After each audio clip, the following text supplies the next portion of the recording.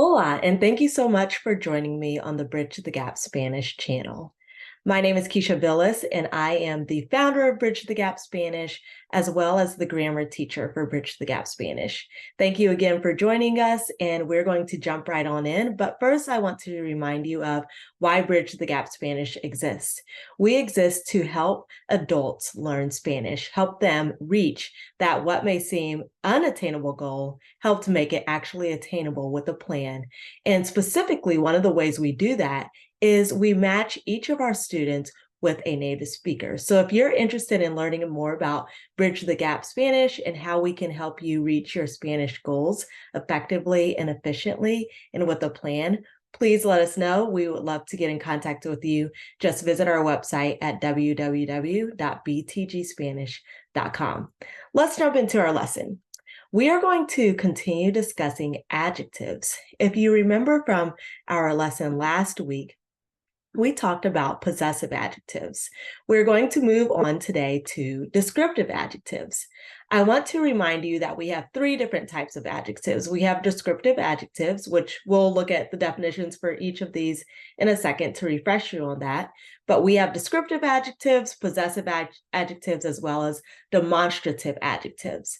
Let's look at what each of these means to refresh your memory. Descriptive adjectives, which we'll discuss today, are words that describe a noun. And if you remember this from elementary school or even from our previous lessons, a noun is a person, place, or thing. These will be words like color, characteristics, personalities. All of these things would describe a noun. We'll look at some examples, or at least one example here in a second. Possessive adjectives are words like me, or my, your, our, and their. Last week we talked about this. We talked about me, tú, mis, tus, su, sus, nuestro, nuestras, nuestros and nuestras. We talked about the different types of possessive adjectives as well and what those mean. And then our last topic, which we'll discuss next week, are demonstrative adjectives, words like this, that, those, and these. We'll look at that next week. But let's continue on to our descriptive adjectives. Descriptive adjectives, as I mentioned before, are what we use to describe a noun. And the perfect example of this would be color, for instance. So how do we use a descriptive adjective in Spanish? Or how do we order the sentence so that a descriptive adjective has the right placing in Spanish? That's really what we're looking at when we talk about Spanish grammar. We're getting out of our English frame of mind and we're moving to our Spanish frame of mind when it comes to the order of different sentences. And this is a perfect example of that. When we look at a descriptive adjective, we're going to see, and we're going to see this on step 3, which you've already taken a sneak peek at, but step 3, we're going to place the adjective after the noun, which is different from what we do in English. We typically place the adjective before the noun in English.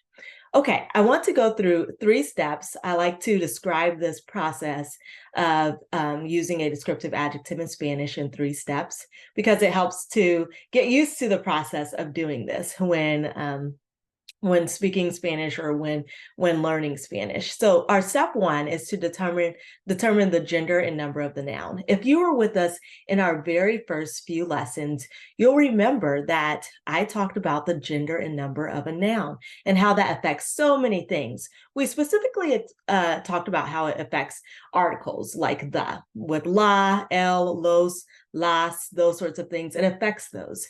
Now, it doesn't just affect articles, and I mentioned this in our lesson about it. It also affects adjectives. So based on the gender and number of the noun, we are going to change the adjective.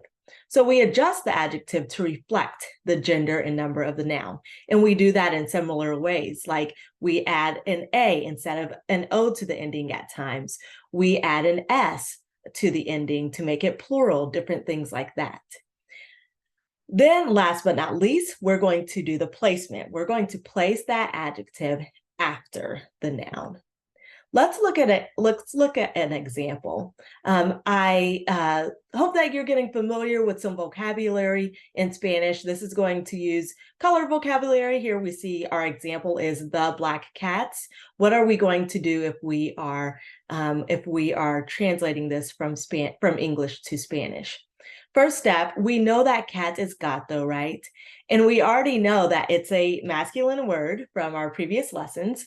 So we're going to start with el gato, but to make it plural, we say los gatos. If you need to go back and refresh yourself on that lesson, go back to our Spanish nouns playlist and you can find those videos.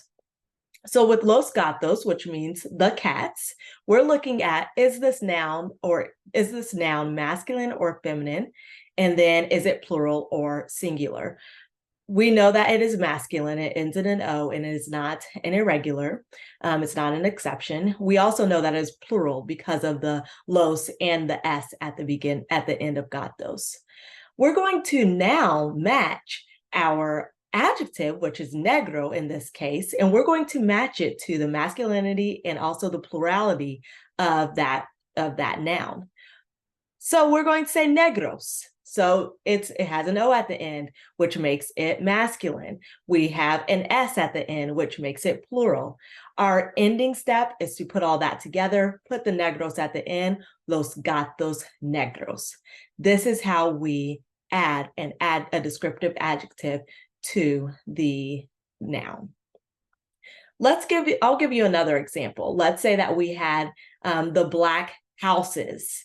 I don't think I've I guess I have seen a house that's painted black, but I don't know how common that is. The black houses, we're going to say las casas. Remember, house is plural because it's casa and it ends in an A. Las casas would be our step one. We know that it's feminine. We know that it is plural. So we're going to reflect that same thing in our adjective negro. So instead of negro, we're saying negra. And then we're also adding that S to make it plural. So we have we have las casas negras. Las casas negras. That would be an example of a plural form of that word.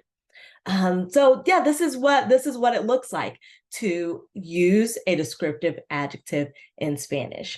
I hope that you're able to get some practice with this.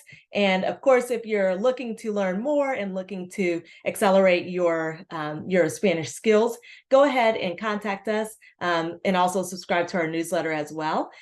btgspanish.com/subscribe, and we look forward to learning more with you in the future. Thank you so much for joining, and hasta pronto.